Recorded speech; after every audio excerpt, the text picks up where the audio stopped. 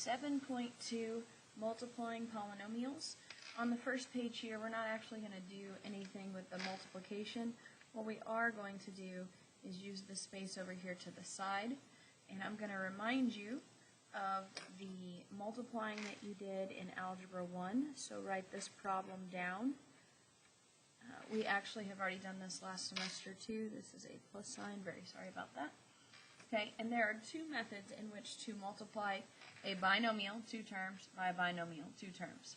You can use the FOIL method. Some students don't like that, or it seems confusing to them, so you can use the box method. Other students don't like the box method. It doesn't matter what method you use. I'm going to show you both at the same time. If you're going to use what we call the box method, it looks like a Punnett square from your science class when you're trying to figure out genes. Take the first one. It doesn't matter where you write it. I usually write it at the top. But what does matter, if you put a 1 here, that's incorrect. That is a -1. You must include the sign. Your second one is x and +3. And then you're going to multiply. We multiplied to get in the box, and then I'll tell you what we do to get out of the box. But to get in, we multiply. So I have 2x times x, which is 2x squared, because x times x, there's 2 of them. Sorry about the bell. Then, if you're doing FOIL, you do the first, FOIL. 2x times x is 2x squared. So it doesn't matter which method you're using, you're going to get the same answer. Okay? Then we're going to do 2x times 3. Again, we're multiplying to get inside here, so that's going to be 6x. If you're foiling, outside, I guess I should write FOIL first, outside, inside, last is what that stands for. So first, outside. You've got the 2 outsides, which again is +6x. This arranges it for you. This allows you to look at it horizontally. This is more 3D. Doesn't matter.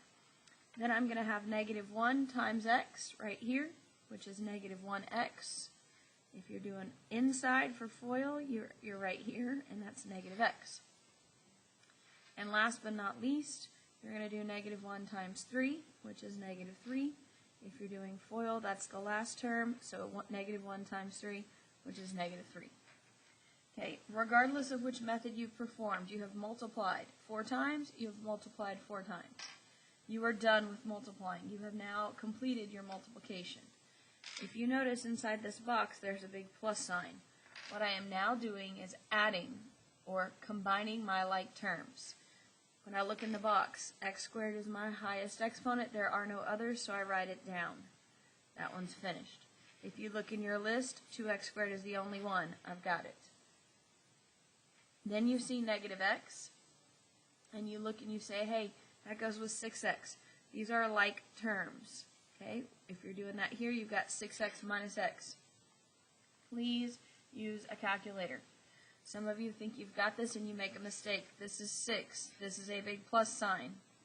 Plus, that is a -1. You hit the negative sign. And it gives you +5x. Yes, I know some of us can do this in our head, which is wonderful. I would always double check. Mistakes happen. 6x plus -x. 6x plus -x, which is, there's a 1 there. Okay.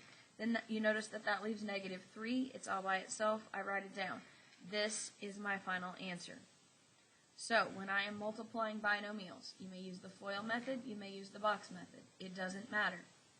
If you're using either method, you still combine like terms. So we multiply in on the box method and we add out. Okay?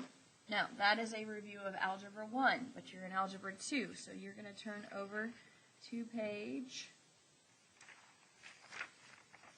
367. That's the next page I'm going to work on.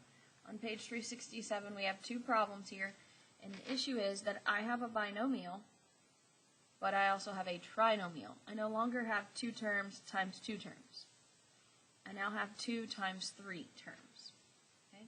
So you can't draw a box. 4 spots doesn't work. It's not a 2 across and a 2 down. So you're going to have to change it and turn it into a rectangle. You need a 2 by 3.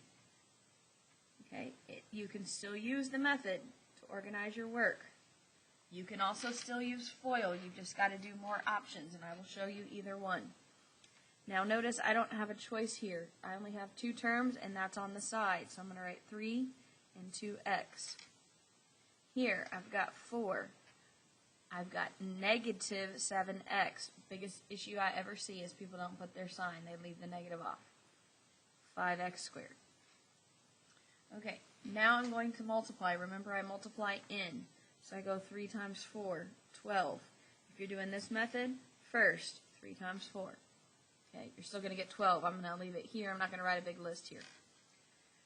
Next, you're going to do 3 times negative 7x. Now you have a calculator. You can multiply and double check your multiplication. Here you're going to get the same thing, 3 times negative 7x.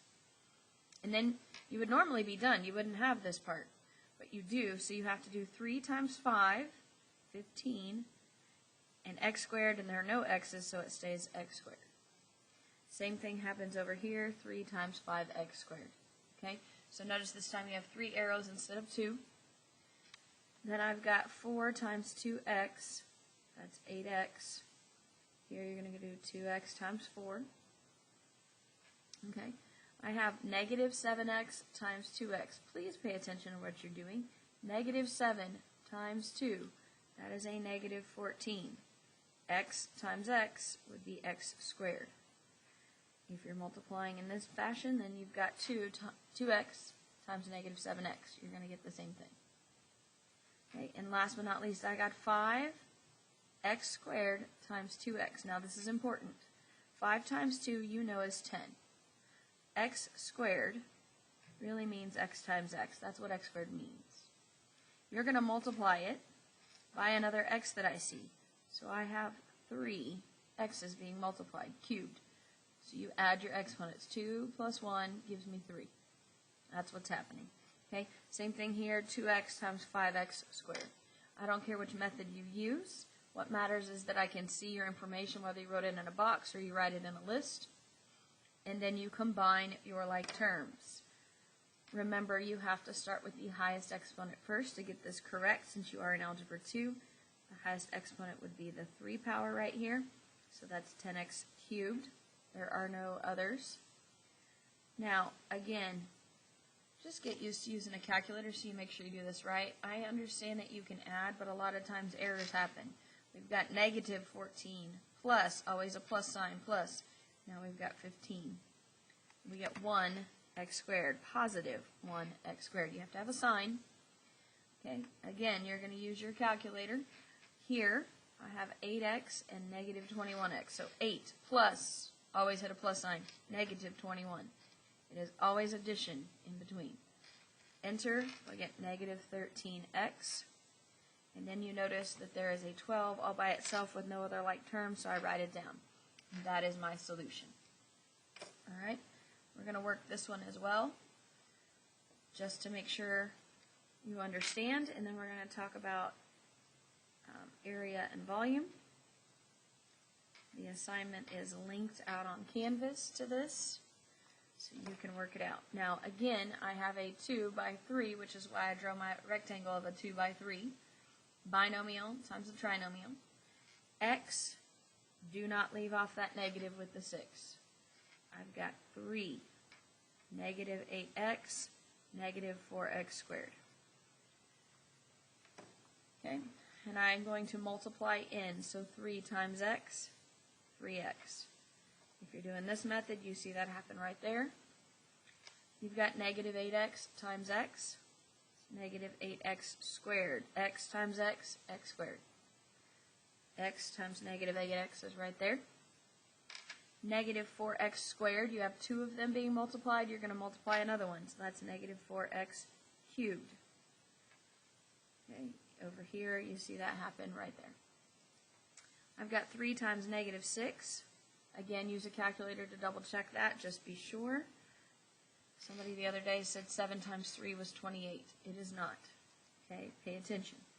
Negative 8x times negative 6. You're going to do that right here as well if you're doing this method. That is going to be positive 48x. Again, you've got a negative times a negative, so we're going positive 24. And that's going to be x squared because that's all the x's you have. Again, negative 6 times negative 4x squared. Now your job is to combine like terms. When you do this, make sure you start with your highest exponent. Here's my cube. I don't have any others. So that's negative 4x cubed. Then I'm looking at squares. Now last time my diagonals worked this way, but if you notice this time negative 8x squared and 24x are there. Go in the other direction. Use a calculator. I don't care where you start. So if I start at negative 8, I still hit a plus sign, and then it's 24. Okay? If I had gone the other direction, that would be 24. Always hit a plus sign, negative 8. Either way, I get positive 16x squared. And those two are like terms. Now I'm going to do 3x plus 48x. Okay? Again, you can use the calculator. And I can tell you that's 51. They're both positive, so $48, and you get $3 more, you got $51. Negative 18 is all by itself. There's my answer. Okay? So solution, solution. We multiply in, we add to get out. There are addition signs in the problem. We always add. Alright, now we are going to do two problems on page 369. So in your packet, we're actually just going to use this space right here, right underneath number 5 on page 369, to work two separate problems. First thing I want you to draw is a rectangle. Now, I don't care if you like the, if you don't like the box method and you like FOIL, that's not what we're doing right now. So you draw yourself a rectangle, and you write in here area. They want to know the area of this rectangle. Now, if you're looking for the area of something, that's different than perimeter. Perimeter, you take a shape and you add all its sides. So easy. Doesn't matter the shape, add all the sides. Area is going to be different for each shape you're working with. If you have a rectangle, we've got length times width, or some people call it base times height. I don't care. Both formulas are correct. If you have a triangle, you got to do base times height divided by 2, or a half of the base times the height, because you would cut this rectangle in half. Okay? So you have to know your formulas. Now, I'm giving you a rectangle. We've got its formula to find area, and let's say that this one is x minus 4, and this one is 3x plus 2. Okay? So they gave me a length and a width. You need to label that on your paper, and they said, hey, we need you to find the area. So you're going to have to set up area equals length times width. In our case, area equals x minus 4 times 3x plus 2. So this is just what we did on the very front page of your notes. We've got a binomial times a binomial. So all we need to do is multiply those two. So we're going to draw ourselves a box again, a 2 by 2, not any larger, because this one will be quick. We got x and negative 4, 3x and 2. Notice that my only negative is with the 4. I better make sure it's there. Now you're going to multiply in, so 3x times x is 3x squared. Again, you could use FOIL. That's perfectly fine. You get it there. Negative 4 times 3x right here is negative 12x. X times 2 is 2x. Oh, sorry, I forgot my FOIL. Here's 2x. There's negative 4 times 3x. Okay, and then negative 4 times 2 is negative 8. Okay, so regardless of whether you use FOIL or box, you've got your 4 terms and you need to combine the like ones. Highest exponent, 3x squared. By itself, I'm going to add these two. That is 2 plus negative 12. Okay, or you had $2, you owe somebody $12. You still owe $10. Use a calculator. And then negative 8. That is my area. They asked for the area of a rectangle, so I got it. Now here's the one that's also going to appear on your test, your quiz, everywhere. So right over here, I need you to draw yourself a rectangular prism. People say, huh, what's that? I'm not real good at this, but I'm doing my best. So you draw yourself a rectangular prism. Okay? That is a terrible job, but I'm doing the best I can. That's why I teach math and not art. Alright, you're going to label the sides after you draw probably a much better picture than I did.